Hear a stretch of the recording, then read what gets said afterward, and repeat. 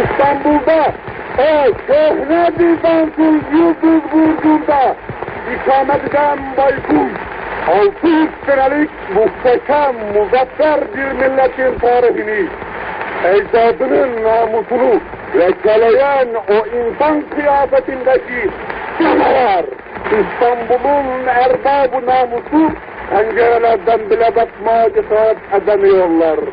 Makar hilafet kan ağlıyor.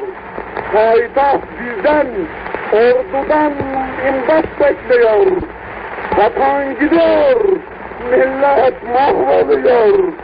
Ne duruyoruz? Bizde cesaret, bizde hamiyet yok mu? İşte ben tekbil servetini ordunun masarifi itfaiyesine, hayatımı da vatana feda ediyorum.